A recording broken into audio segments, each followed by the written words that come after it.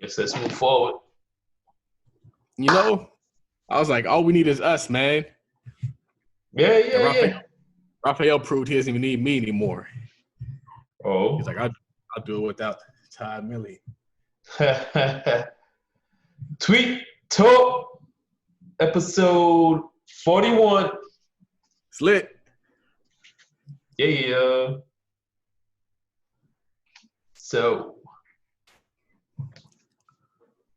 COVID-19 is in full effect right now.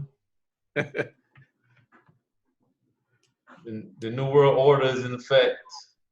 Right. Times are changing. Life is different. But we still trying to get to this money. Still trying to get to this money. They said you gotta wait. They're like, bro, like you can't be selling stuff during coronavirus. People that have family members that are dying. Yeah, I know, man. But it's like, what do you want people to do? Like put life on pause? Can't do that. Yeah. I don't know who these people on the internet think they are. They think they're like the wealth police. Right. The wealth popo. How you trying to profit during a pandemic? I mean, you know what the crazy part about it is other cultures, they're gonna get it, man. They ain't over here like too good to make money during any time. I never forget, and I was reminded of this when Kobe Bryant passed away, and like the next day, just random bootleggers are out there selling Kobe shirts.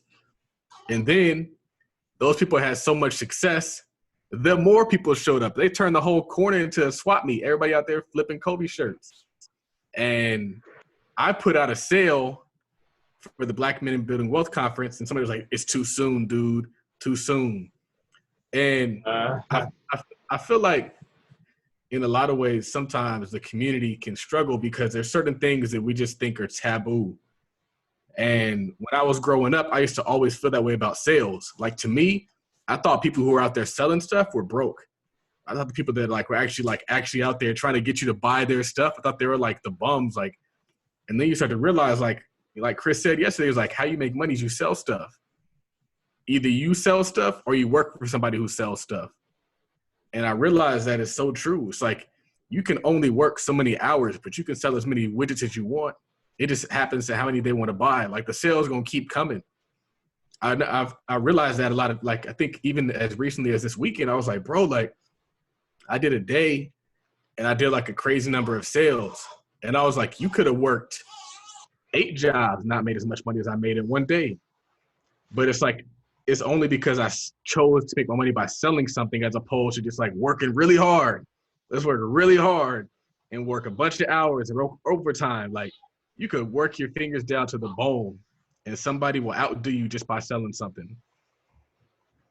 Yeah, so it's kind of like Master P always says, get yourself some product. 100%.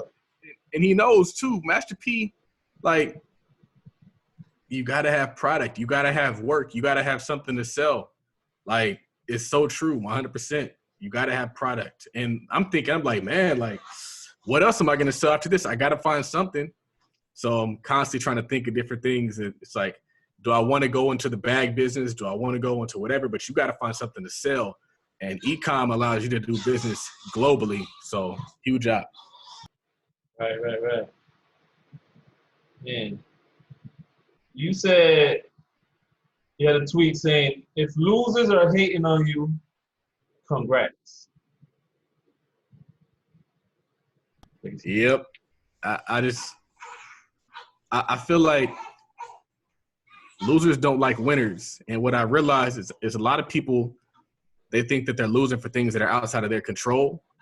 And so we exist in a culture of people who think that like you're either gifted with wealth or you're gifted with success or you aren't. And if you aren't, you can never get it. And that's like the complete opposite of what America is. That's why immigrants come here. That's why smart people stay here and flourish.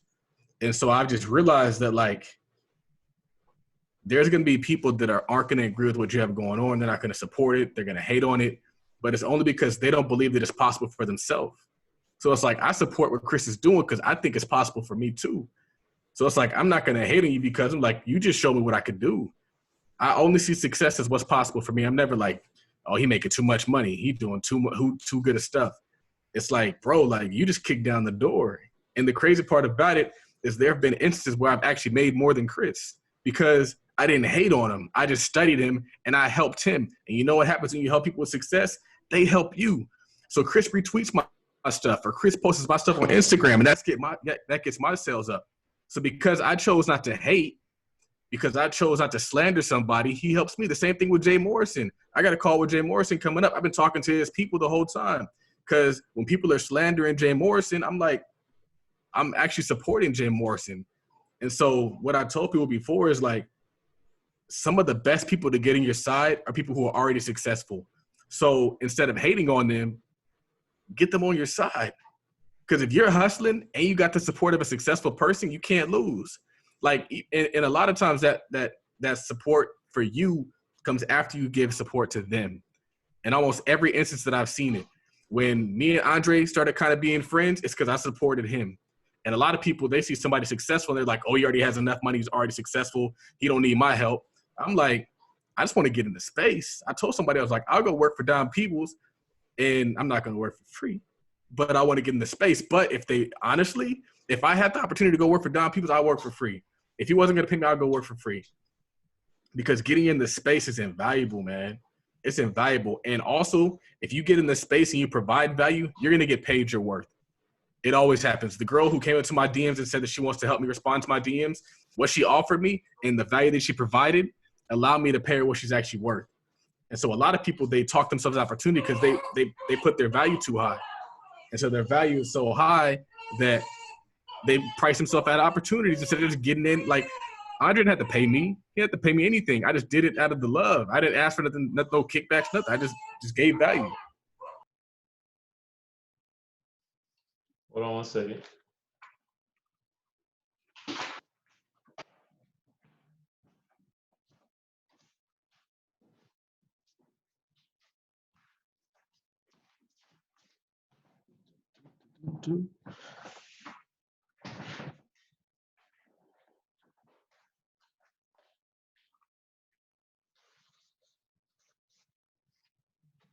Yeah, man. Right. So you said some of us beg for affordable housing and some of us create it. Some of us want, man, I don't have the rest of the tweet. No, I know where you're going with that. And I feel like it's kind of my motto. I posted something on, I forgot what it was, on Twitter. And I was talking about the vacant land that's near me. And I was like, there's huge opportunity in this land. And some smart guy was like, they're probably just going to build more warehouses over there because the city only cares about zoning and they only care about making money and making revenue. Right. I saw that. And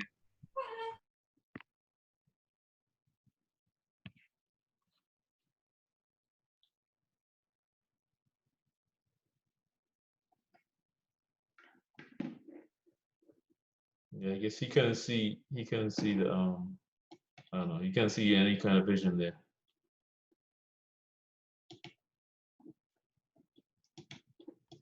so I think that I just feel like what I found is there's people who just don't see it. And so I tweeted something. I said, like, if you can't see the vision isn't for you. The opportunity isn't for you. And like, you gotta create what people can't see. You gotta block out what people are gonna stay in disbelief against your vision, because there's always gonna be people, even in your own family, who don't see what you're striving for. But they're gonna be there when it's party time. They're always there when it's party time. They might not believe in the vision in the beginning, but they're gonna be there for the party. And so, like, it's kind of just like the penalty of leadership. When you're somebody out there, because it's like I always tell people, the wealth comes through creation. I was watching Star Wars, and this guy created a whole universe. And I was like, that's why he's successful, because he created a universe. He didn't go and say, I'm just going to try to be the greatest whatever. He didn't copy somebody else. He got wealthy because he created. And so I'm at a point now where like, that's what my next product is going to be. It's whatever I create, because that's where you have an advantage. You have an advantage in your vision. You have an advantage in, like, that's what real estate development is about, is looking at this land, seeing what it's zoned as, and saying, I don't care what you have it zoned as. I think I have a better way to get it done. And that's how people make a lot of money in real estate, where people have a set idea of what this thing is and what's the max value, and you go and you flip it. And so they're over here, they're selling you the land based on you building a warehouse. And I'm like, well, why can't I build a housing on top of a warehouse? Like, this valuable real estate. That's what Donald Trump did back in the day. Donald Trump, and this is kind of where I got the idea from. I get a lot of ideas from books, is he bought the piece of property based on what existed there. And then what Donald Trump did is he bought the air rights from like the Tiffany that was across the street or next door. The air rights allowed him to build up. Since he was building up, and I think we talked about this on the store, that's all 100% profit. You're not paying for the land at that point. You're only paying for the structure. And so your margins increase. And so I'm just over here like, you know what? Even if they want warehouses, we still got to build housing, because what is in demand? When you're doing something, what is in demand? When you're doing a real estate, you got to look at what's in demand. Like, what do people want now? They want affordable housing. They want housing that makes sense. Housing that's going to allow them to have a lifestyle and still pay for rent and still pay for their mortgage. These days, people are paying, and we see it all the time. The articles are saying people are spending over 50% of their money in whatever. People are spending over this and that. The money comes to the solution. The money comes to the person who looks at a problem and says, I'm going to find a way. And what I also realize is that a lot of the reason why we don't have affordable housing, we don't have these affordable things, is because the person that owns that warehouse and the person that runs the city and the person that owns that apartment, they all be chilling in the country club. And they're all on the ends. They're like, bro, like, you can't ruin what I got going on. We homies. We both rich. If you build affordable housing, that means you're going to ruin the housing that I just built down the street. And I got a lot of debt on that property. And so that's why people are able to come into industries and disrupt them, because they don't know anybody in those industries. And guess what? I don't know anybody in those industries. So that means I can come and I can do whatever I want to do. I can come in, I can say, F the whatever they're doing. I want housing that makes sense for people. We're going to find a way to make it work. And I'm not offending anybody. I'm not making anybody upset that I know, because I don't know them. And so I think that that's important. It's like, that's how people disrupt stuff. You got, like, wealth comes through disruption. Even in the options course, I went online, I saw another person's options course. She was selling hers for $750. The reason why I've had success is because the value prop is there. I sell you something that's worth $1,000 for $100. Mm-hmm. Everybody has $100. That means I can sell it to everybody. That means that it's always a win. Every time somebody posts, I made $1,000, I only paid 100, sell. So I'm going to make my money in volume. I'm like the Walmart. I'll make my money by selling a bunch of something for a little. And I saw that in Chris. I was like, Chris, this dude's giving away 4 courses for $40, and he's making hundreds of thousands of dollars. Right. So there has to be something to it. I've tried doing the whole, let me price myself at $500 because that's what I'm worth. People who pay a lot of money for education, they don't want to do that. They're like, I'm not going to teach you how to make thousands for $100. That's crazy. Then you know what I know. Then you can stunt on me. I'm not in the stunt competition. And the crazy part about it is, as they stunt, I stunt right along with them. I didn't lose the knowledge because I gave it to you. If you light another candle, your candle doesn't dim. Right. And I think that that's just kind of where I am, man. Shout out to Tweet Talk for allowing us to do this. Yeah, you, like you say, you don't lose anything, man. Lighting somebody else's candle doesn't diminish your light. So just got to remember that. I mean, besides, nobody can take away your special sauce. Yeah, what makes you you. Yeah. So you said they hate on everything that doesn't look like working for other men. Man, every time somebody has success, it's always somebody coming out of the park talking about it's a scam, or talking about it's this or it's that. And I'm like, if whatever, no matter what it is, if it's not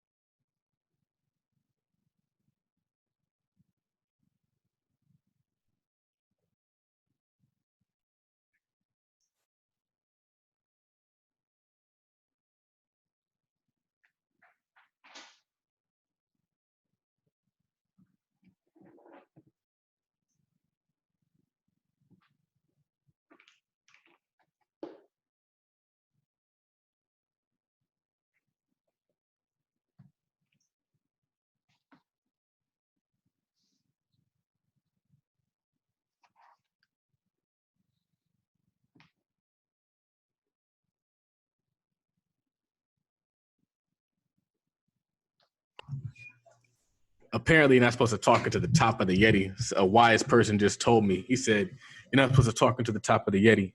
I'll figure that out. So, yeah, man, I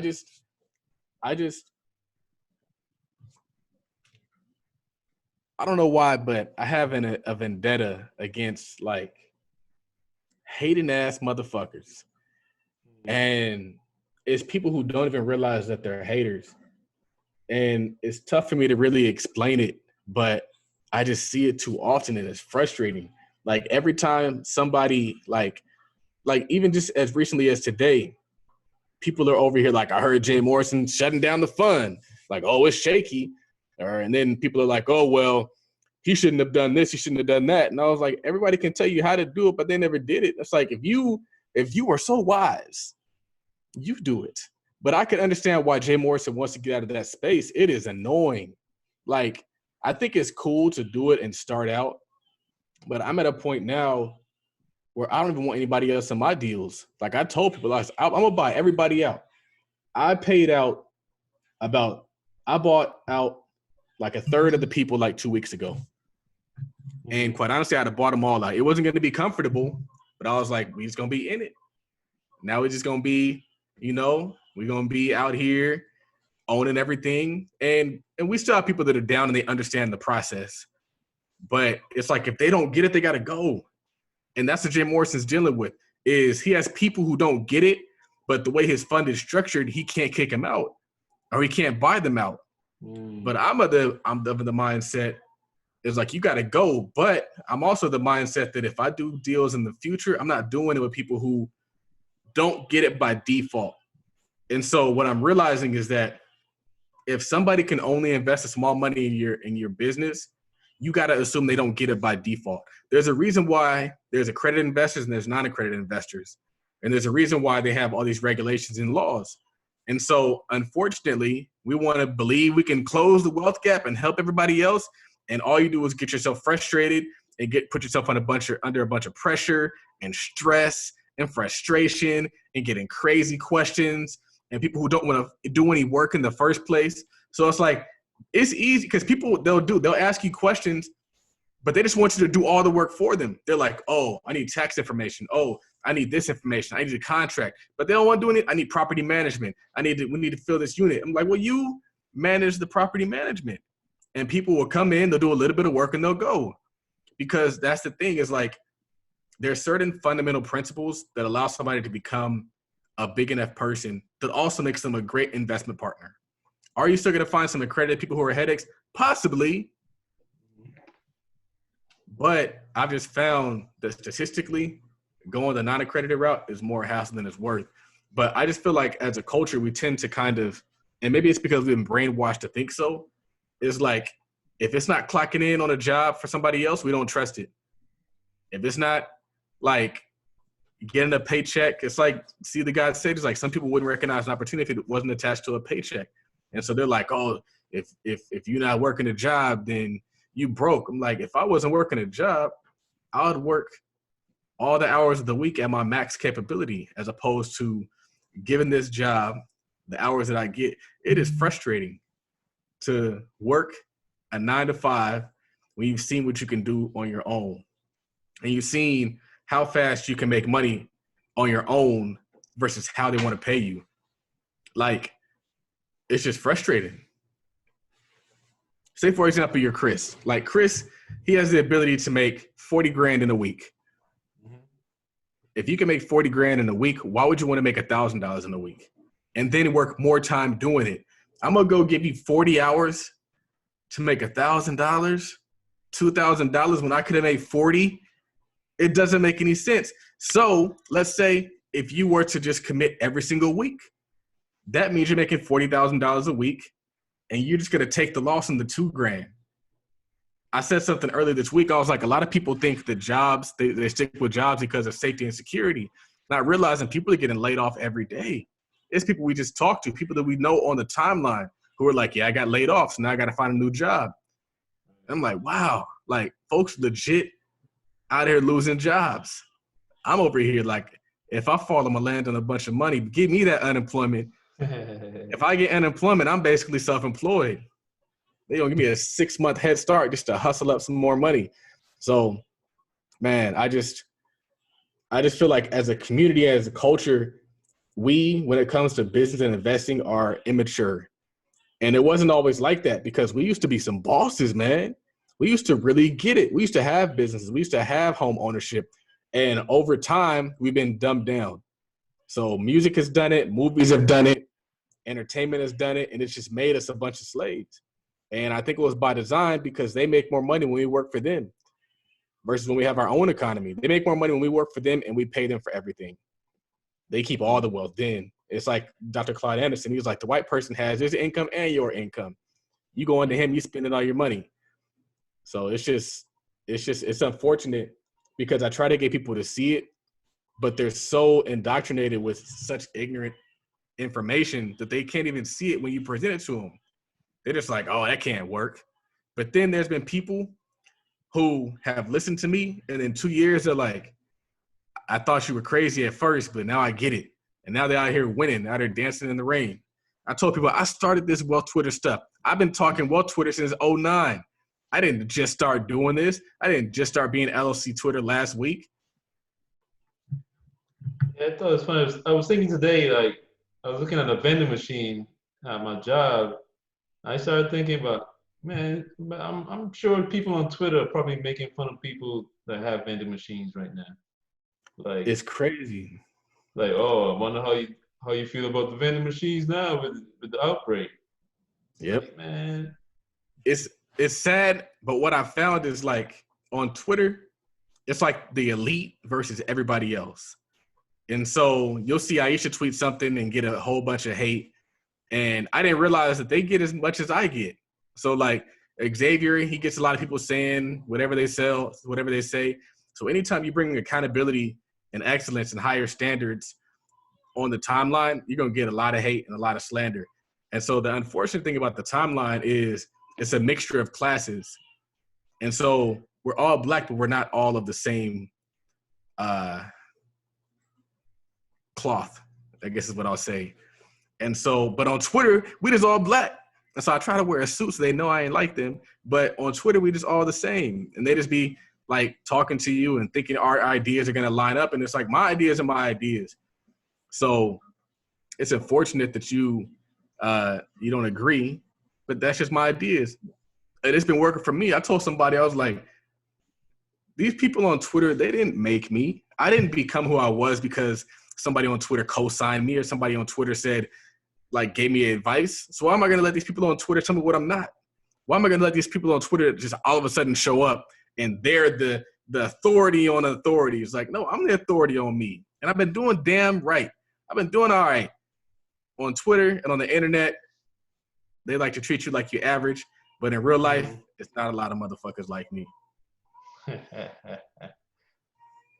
Yeah, I was thinking about that though. Like, people trying to make fun of people, man. Like, oh, LLC Twitter, how y'all doing now and stuff like that. It's like, with the vending machines, it's not like it was a bad decision you made. Like, it's just the times are rough. Like, yeah, if you made a sound investment, there's still gonna be rough times. But I tell people that, like, business owners don't stop being business owners just because they hit rough times. Like, that's why you got reserves. And even if you go lean for a while, you go lean for a time. The same thing is happening to employees. They're getting fired left and right. So are we going to say, oh, you shouldn't have had that job? And maybe we do say it. But I tell people you got to have both, man. You got to have a business and you got to have a working income until you can afford to not have a working income.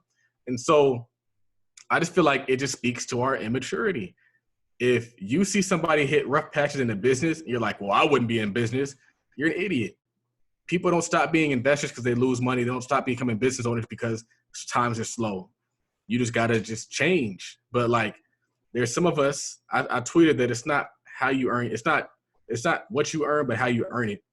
And so it's like, I would rather earn X off of somebody else's efforts than earn X off of my own efforts. And so at a lot of times, it's like people always say it's not what you earn, is what you keep. But Jeremy Johnson on the Black Men Building Wealth Conference, he said, he's like, it's not what you earn is how you earn it. So Right. it's like, are you earning it through passive income? Are you earning it through owning a business? Are you owning it through all these different things? Or are you owning it because you got to go up and you got to wake up and you got to get on the train and you got to go sit in this office and have folks look at you like, how do you earn what you earn? Right. So you had this tweet. I think a lot of people didn't really understand this one. You said you gotta live rich before you get rich. Yeah. So the premise behind that tweet was I feel like you got to get in the space. And like, I feel like I've always kind of been that guy. Like, I always have wanted to, like, I remember when I was working at Edward Jones, I was in Newport Beach, and I was like, hey, there's a Rolls Royce dealership. Let's go walk around the Rolls Royce dealership. Or I was in like San Diego and I had just finished taking like the insurance exam. And so I was like, I want to go walk through those condos. And so I walked through, I got a tour of the condos. Or like I went to a boat dealership, I was looking at the boats. And like, it's important to get in that space because what happens is you're going to start asking questions. You're going to start seeing things. You're going to start getting exposed to things. And I think the exposure piece is one of those things that really talked to me because I was following BT Insurance, and he made a point. He was like, before he kind of got on his journey, he was working for like a boat company. And when he was working at the boat company, somebody told him like, hey, you're about to see the gap between the haves and the have-nots. And he said that like when he went over there, his mind was just blown. And I feel like I've kind of experienced that a lot through my life. Like I experienced it when my parents kind of did it. So like we would go and maybe sometimes on Sunday after church, we're driving home, we go stop and look at like the really, really big homes. Or like we've always kind of like done things like that, like gone to Fashion Valley, gone to the higher end malls and done stuff like that. And so like I was exposed through them, but then I decided I want to start exposing myself. And so I just felt like you got to get in this space because it's like almost every successful or wealthy person has said that they've always known they were going to be wealthy. Like it isn't something that just kind of came upon them. Like they always knew. And I felt like I don't know. I've just always known that that's where I'm destined to go. And so like, that's why I do certain things because I know where I want to go. And so if there's certain things that don't align with getting there, I got to cut them off. Like I tried to watch things that are business oriented, that are finance oriented. Why? Because I would look at these things and I would ask the person. I remember I was walking through the apartment in San Diego. I was like, what kind of people own this stuff? It's like, oh, professionals, business owners, stuff like that. So I was like, okay, well, that's what I need to become. And that's what I need to become damn good at. And so that's kind of what I become. I reverse engineer success. I go see what I want. I see the people that are living there and how they're doing it. And I'm like, okay, that's what I got to become. And so that's what I work on becoming. And I think it's just kind of like a hack. Yeah. So and what Charles is really getting at is exposure. Like go to the restaurants, stay at the hotels. You know, go to these areas. These, like you said, the expensive stores. It doesn't cost anything to browse. You go to the restaurants, these five-star restaurants or whatever. You go in there, you order a salad. Yeah. Salad generally like one of the cheapest things there. You order a salad, you just sit there, and you look around, and you just soak it in. Yep. Going to golf clubs, doing stuff like that. What's interesting though, and you mentioned this, is you do kind of want to look at the prices. Like a lot of people, they don't think that if they're going to buy something, they should be going shopping. But like, I kind of use it as like a motivation, kind of like a vision board thing. It's like, if you don't even know what's out there, you don't even know what you're aiming for. You don't even know what the goal is. Right. So you go and you're like, they legit have watches that cost $30,000. You're going to stop doing low income activities. You're going to start trying to figure out ways for you to make 30 grand to spend on a watch. Right. And by the way, since you mentioned him, shout out to Brandon Thomas of Brandon Thomas Insurance. He was one of the speakers during the Black Men Building Wealth Conference. Be sure to go to gumroad.com/Todd Capital. You still have the replay for sale right now. Black Men Building Wealth Conference. Got to get that. 13 or 14 hours of straight content for some of the heavy hitters in the game. You got Andre Hatchett, Brandon Thomas, like I said, Anthony Hartzog of the Hartrimony. Um, some big hitters in there. Definitely pick that up. So you also, speaking of like $30,000 watches, on the flip side, you also said knowing you can buy a Rolex is as good of a feeling as owning the Rolex. Yeah. I find it interesting because sometimes it can be tempting. A lot of people on the internet are like, man, I can't wait to get a Rolex. Or a lot of people are like, man, I'm buying a Rolex when I get this next property or whatever. And it could be tempting. It could be tempting, especially when you think you've made it. And a lot of people's definition of made it is two different things. But like my definition of making it is when it's permanent. And if I still got to get out there and get it, it's not permanent. And so for me, I just feel like knowing that you can get what you want is a lot better feeling than actually getting what you want sometimes. Because that's ultimately what it is. A lot of times you buy something and like after you've had it, you're like, dang, what's next now? So like I've been buying some Yeezys and it's like you get some Yeezys, you're like, I need the next pair of Yeezys now. And so I could just imagine that that's kind of how it is with the Rolex. But the Rolex is such a large purchase that it's like, I just like having pleasure and knowing that I could get it if I wanted it. Like, I'm not going to get it yet, but it's just kind of cool to know that if you wanted it, you could write a check for it.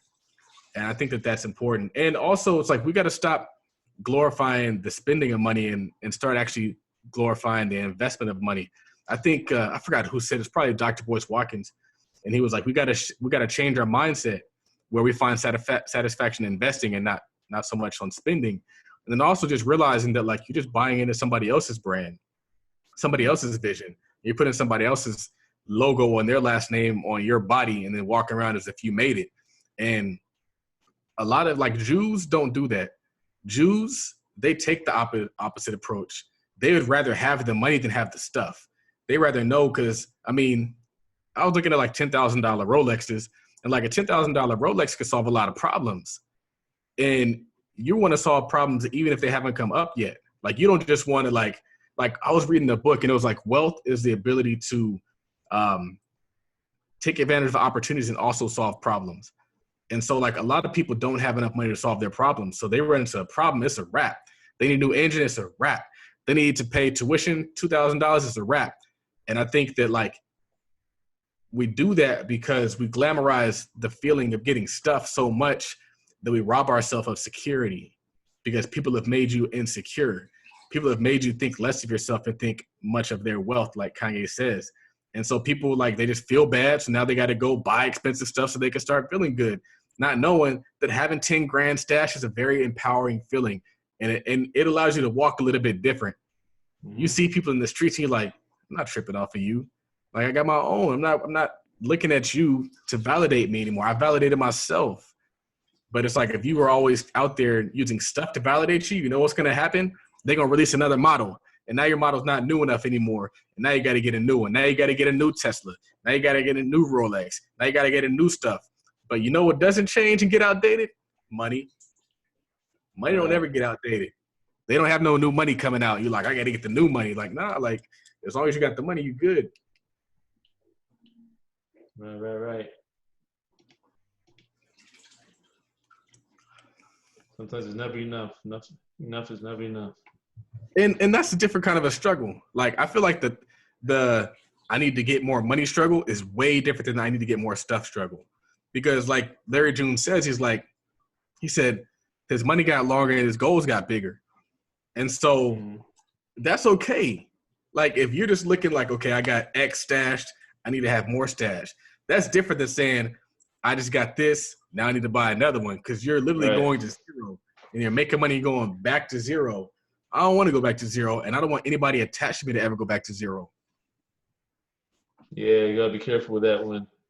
Because last week when I saw what the affiliate money was going to be that coming Friday, one of the first thoughts came in my head is like, man, what can I buy with this? It was like, what'd you think about buying? I think the first like silly, not kind of silly thing was like some clothes, and then I was like, nah, man, where am I going anyway? Like, I'm gonna buy clothes, and where am I going? You know, Right. Right. shoes and stuff like that. I It's like forget we what were else I trying was to. thinking about. You just need to get a tie capital T and just rock the tie capital T. You know, that's what I do. All You right, be man. good, man. Yep. Hustle for your We last got to name. get to a green screen. Yeah, I guess. Yep. It'll make we get a green screen and they wouldn't know anything at all. We would legit just look like super official. Right. You can start doing crazy stuff too. Like this is just the beginning. So It's coming, folks. You're gonna see us all over the place in a minute. In a couple of weeks, you're gonna see us all over the place.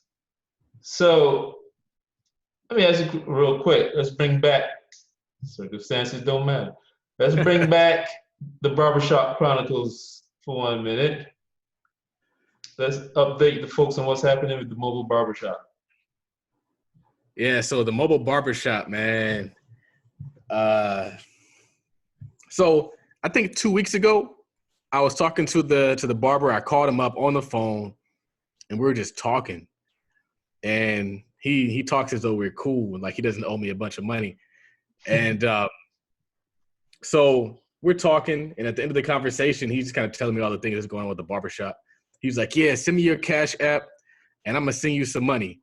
And I don't have a Cash App. They shut it down when I was doing the investment club because they were just like, "What's going on? We don't know what's going on right here." And so they kind of just, I haven't been able to get it set up again. It's really been confusing. And so that's when I hit up Raphael. I was like, "Raphael, you have a Cash App?" Because I don't have a Cash App. And then I realized I remember my wife had a Cash App. And so we used her Cash App. He still ain't sitting no money. He ain't never gonna sit no money. He just wants to keep delaying it to the point where it's disrespectful. And so what I did is I said, you know what? I'm not going to allow him to do that to me anymore.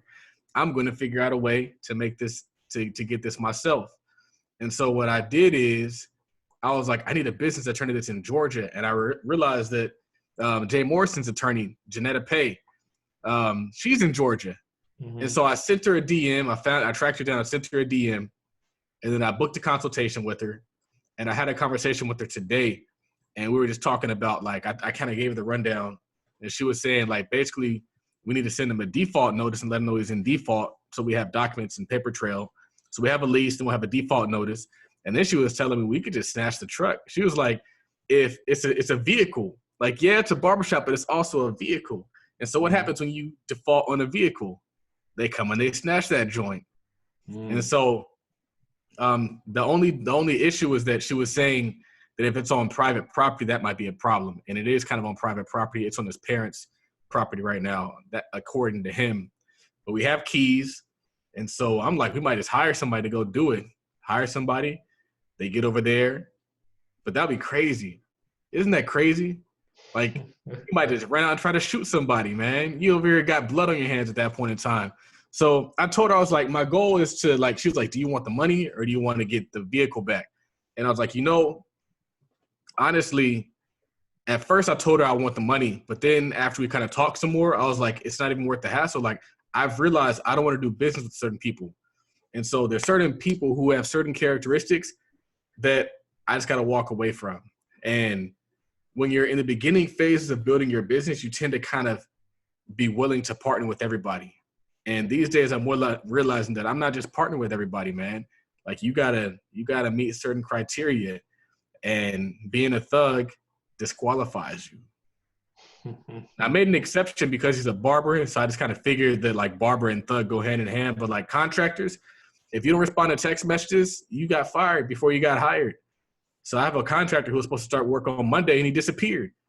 I was like, what's going to happen when I send you money? You going to disappear too? Nah. You got to go, bro. I don't got time to be chasing people down. I need people who are reliable, who are going to respond to text messages, who are going to be accountable, who are going to do what they need to do. And so that's just kind of where I am. It'd be so cool if we just flash certain tweets throughout the show. That would be dope. Imagine if we had it preloaded and we just had, like, whatever the tweet was, and we just like, boom, so then we can reference it. That would be so dope. Look at us, technology.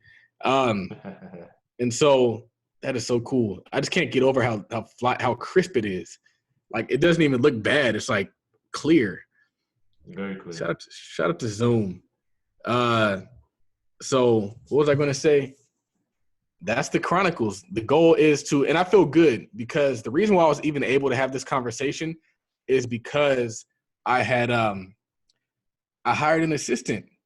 Mm-hmm. And so I have the assistant over here taking care of filling the units and marketing for vending machines and marketing for more deals and everything I couldn't get to, but I needed to get to. And I pay her $600 every 2 weeks.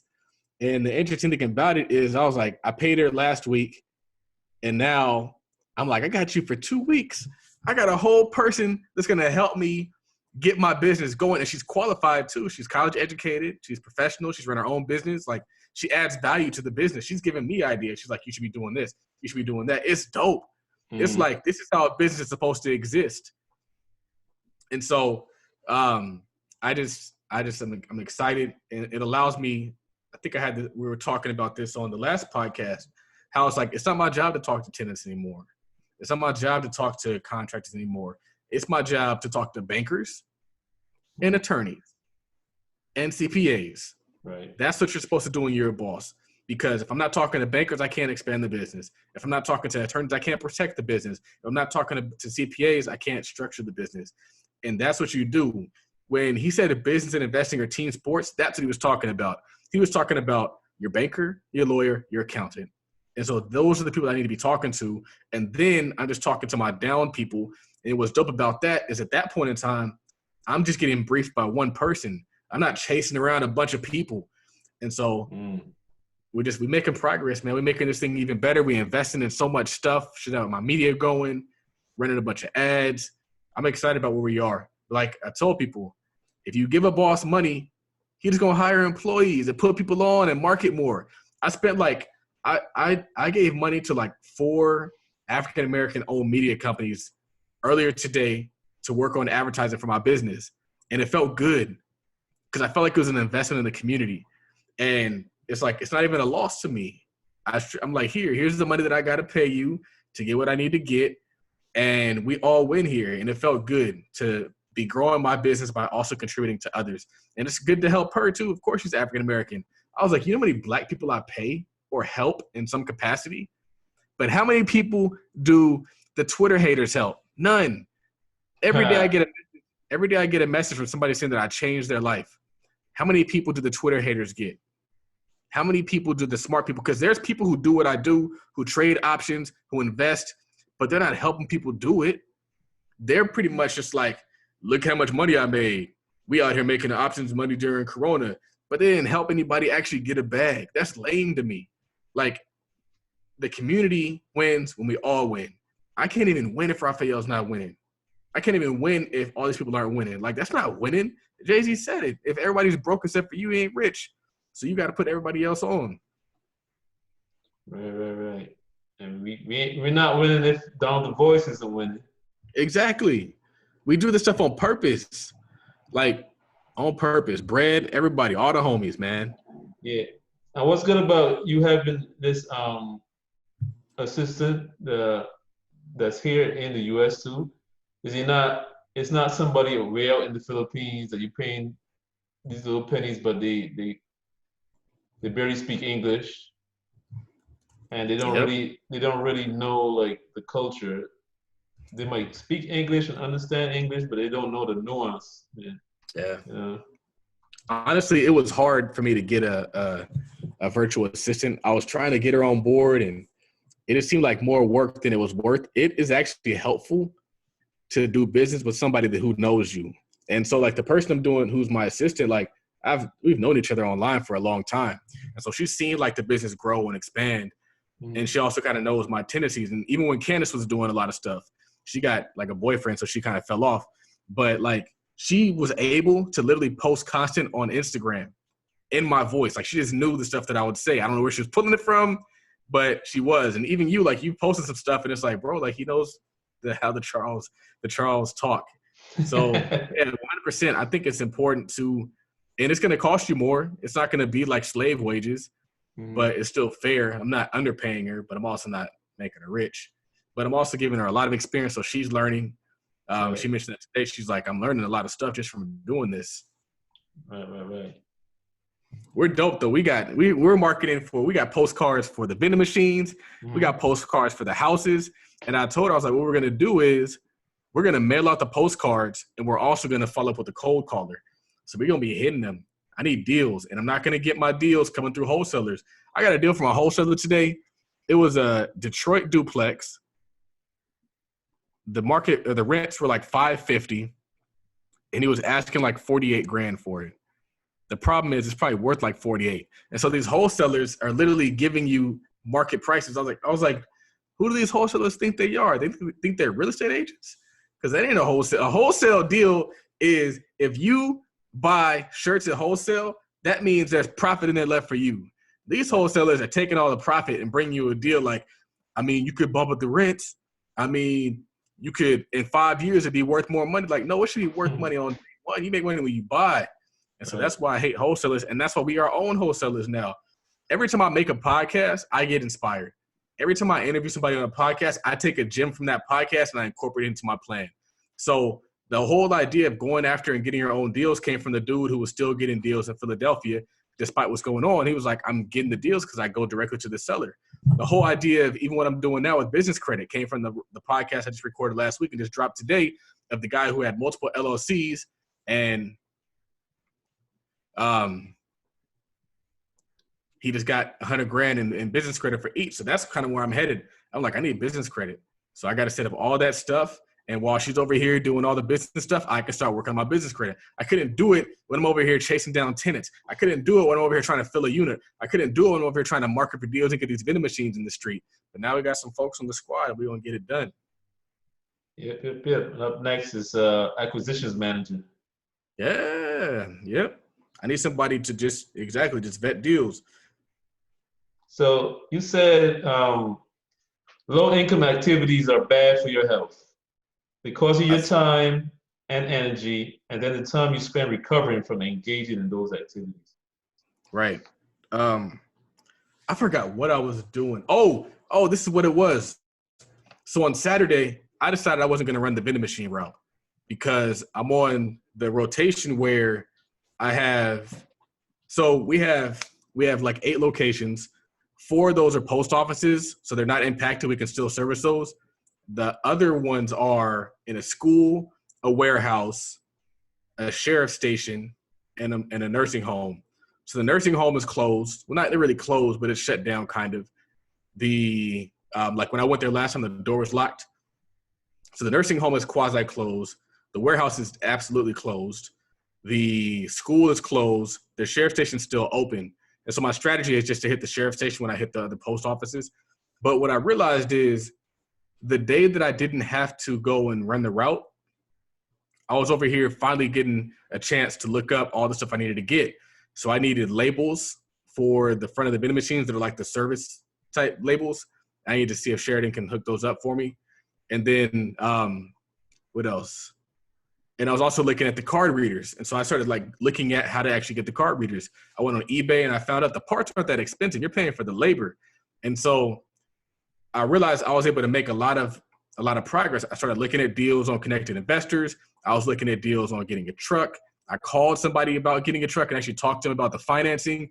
I was looking at getting a food truck because one of my ideas is to take a successful restaurant in Watts and put it on a truck, because once you do that, it's a wrap. They just don't have the vision for it yet. But if we put that restaurant, that they have customers out the door, because if you put it on a truck, you can take it anywhere. So if we decide we want to go take it and put it over by Culver City Mall, or we want to go put it near Hollywood or put it near wherever, we're just going to be making crazy bread. So that's one of my ideas. I found a truck that's like $15,000. So the goal would be to like figure out a way to get financing for it. But I couldn't do that when I was running the streets. And this is why I tell people that I need my time.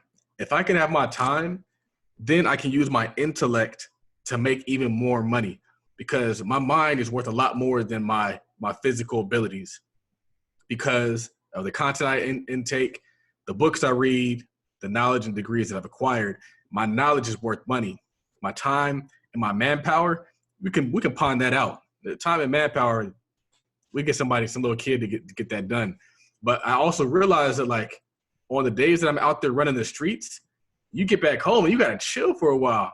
So not only is it the time that you spend doing it, it's the time you drive getting there, the time you drive getting back, the energy it takes. I was telling my wife, because we went to the doctor, and our doctor's pretty close to the house. And I was like, whenever we come here, we get here really early because it's not a big drive. And so sometimes if you have a commute, you got to mentally prepare for the commute because it's work. A commute is work. And so that means a lot of times people leave the house late because they're just putting off that commute. They're procrastinating. Like, I don't feel like driving. Right. I don't feel like having to leave. Like, it takes energy. And so when you live closer to work or you live close to what you have going on, it's way different. You get there early and you hustle through it. So that's just kind of where I am. It's not just the activity. It's also the recovery. Like, we already know low-income activities aren't going to help you get to the wealth, but it also stretches outside of the boundaries of just that activity itself. So it's taking over a lot of your time. Yeah, long commutes, man. Forget it. Just had a recruiter call me last week, and I was like, "Where's the location?" And when he looked it up, it was like an hour driving. I'm like, I kind of cut it short right there. It's like, it's probably a no for me, man. It's probably a no for me because just an hour driving. That's so long to be driving. And one thing I don't like about driving is that you're limited in what you can do. Like, you can't read, you can't write. One thing about a commute, if you're taking public transportation, you could read a book or you could write a book. You know what I'm saying? You can be more productive.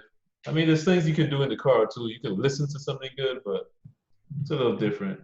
But you said folks selfish, man. They pay money for knowledge and hoard it as if there isn't an abundance of money for us all. I mean, it's self-explanatory. I think I kind of touched on this earlier, but like, I feel like, and what I'm realizing is a lot of people who have knowledge, they feel as though that knowledge makes them special. And so they don't want other people to have that knowledge. Now, what's interesting is other communities, they share that knowledge. And so they have more of them that have wealth. And so, like, a lot of the stuff that I'm teaching people, like, Jewish people probably teach their kids for free. They just like put them on game, like, bro, like, this is how the stock market works. This is how buying a house works. This is how real estate investing works. And they just put them on game. It's not like a bunch of hidden information because they're trying to outdo the next man. We, as a culture, have a scarcity mentality. We think there's only enough wealth for one of us. And unfortunately, integration did that. Integration puts a quota on Black success. And so what happens is, before integration, everybody could have a successful business. It just couldn't be the same successful business. You can have a tailor, you can have a seamstress, you can have a baker, you can have a pharmacist, a doctor, a lawyer, and they're all Black. And they're not competing against each other. They actually complement each other. However, now that everybody is white, now we're just competing to be the first Black. We're just competing to be that 10%, where at Google, it's like 1% of their employees are Black, or Facebook, one of the two, because they have a quota and they do it on purpose. They do it because they want to keep their communities their own culture. And that's why schools, they might have a few African-American people, but it's not like predominantly African-American. It's not 50% African-American. It's not what people thought when they were getting integration. People thought integration it's going to be 50-50, half Black people, half white people. What it actually looks like is 99% white people, 1% Black people.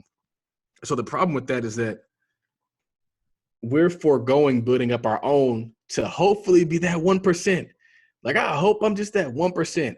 Instead of saying, like, bro, like, why shouldn't it be the opposite? They don't have just 1% of their community successful.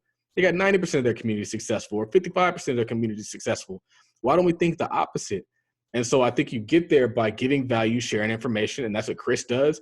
People will herald Chris because he gives it to people at an affordable price. Like, he's selling his content for like $35 recently. You can't not buy his content. And I feel like that's why he makes a lot of money, because he positions himself to not so that you can't not buy from him. And so I just feel like we got to be able to share the wealth. And that's the beauty of the podcast.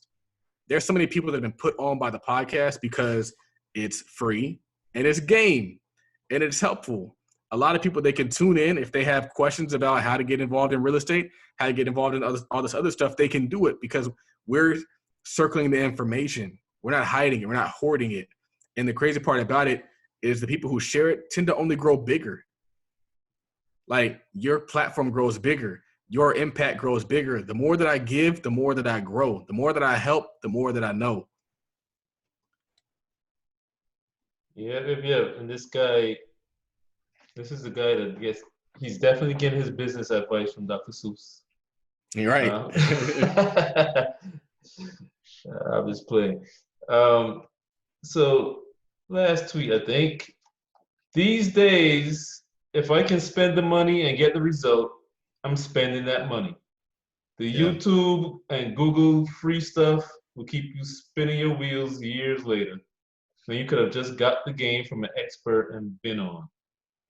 100%. I feel like, and especially if it's good information. Unfortunately, some people, they have courses out there that are just feeders into you working with them one-on-one, which I think is lame.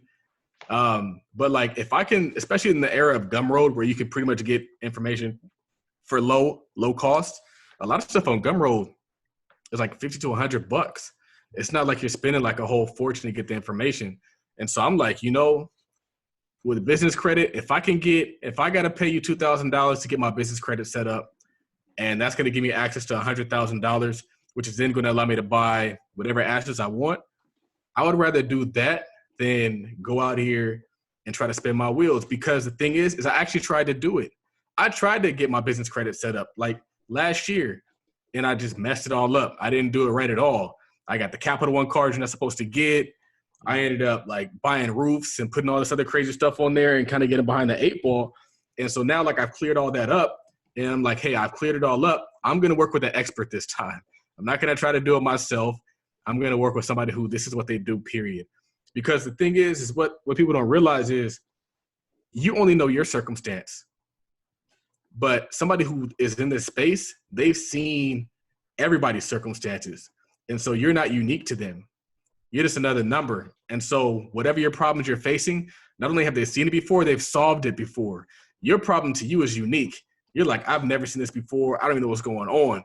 And so I tell my parents this all the time about getting a financial advisor. Like, you don't realize, like, a financial advisor, they not only have seen your account, they've also seen how other people have been successful. So if you want to be successful, go to them, because they're going to help you get to that point, as opposed to you just spinning your wheels because all you know is what you know. You haven't looked at a million other circumstances and scenarios and seen ways to overcome. So work with somebody and pay them. It's like the reason why I'm at a point where I'd rather pay to have people do stuff for me is because I'm going to get a better product. Like, in the beginning, it made sense just for me to kind of pull it together. Now it's like, bro, like, if you want to get good branding, work with somebody who that's all they do is branding, and they will get good branding. Instead of you trying to be the good branding, you need to be focused on talking to bankers, lawyers, and accountants, period. That's all they need to be doing, and finding deals and talking to people about how I can get these big deals accomplished instead of just in the weeds trying to create a website. Just pay somebody the money to get a website and it'll be done good and move on. Right. And speaking of, that's like, for those who need business credit, you can check out Irene Day, Hannah Financial. She's got a whole suite for like $2,000 to get your business credit right. Or if you don't have that much, I think she has a masterclass for $47. And so, speaking of that, like the YouTube and Google free stuff, I mean, that's why it's good to pay $97 right now. Is it still 97, or is it back to 110 for the options?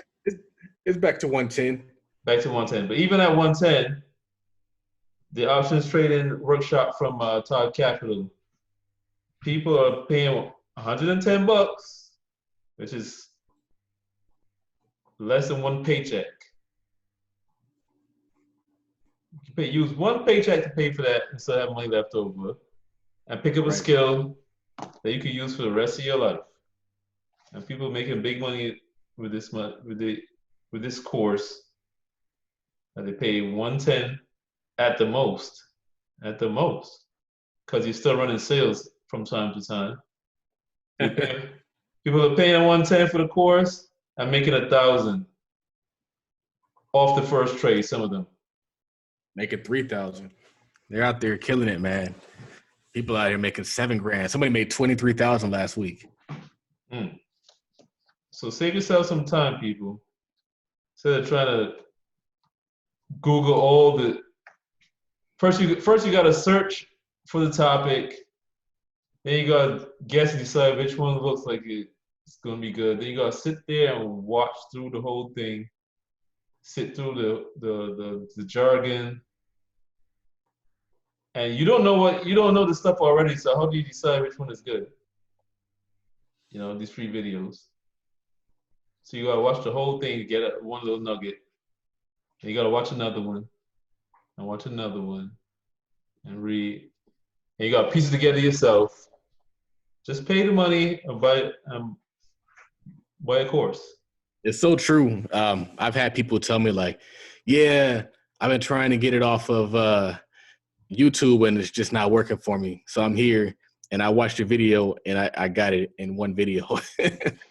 It's tough. YouTube sometimes it's overcomplicated. It can be dry. It can be boring.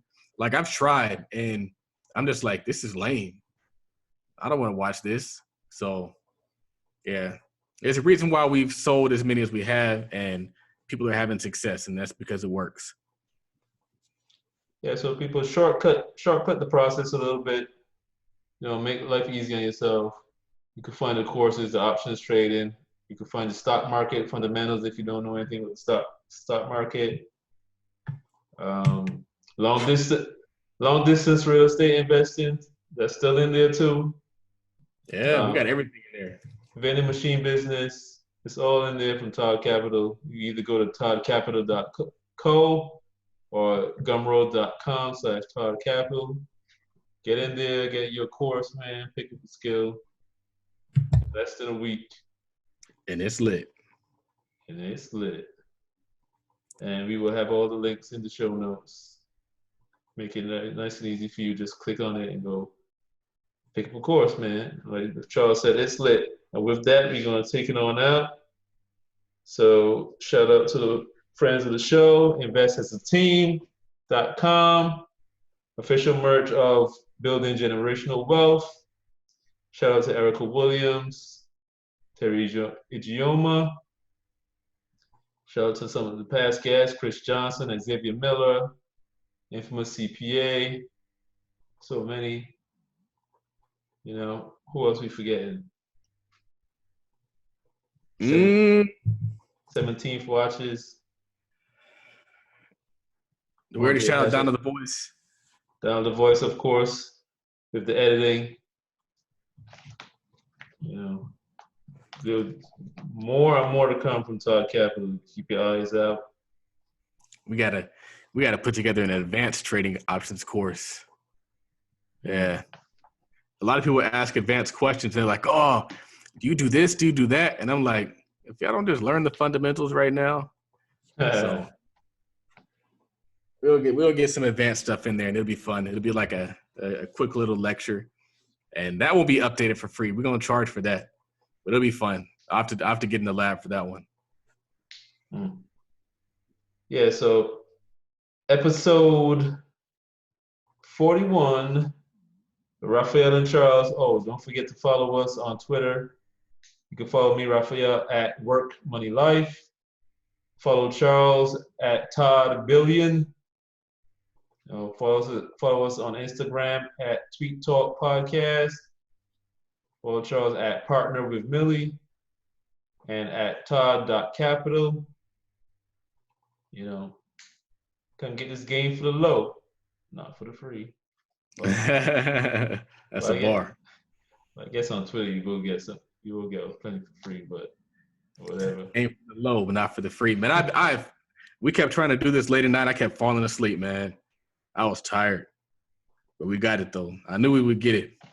Yeah, I was falling asleep being called me, actually. So it was I was glad and called. But Raphael and Charles, Tweet Talk, episode 41. We are out. Peace. All right, man. I'm about to go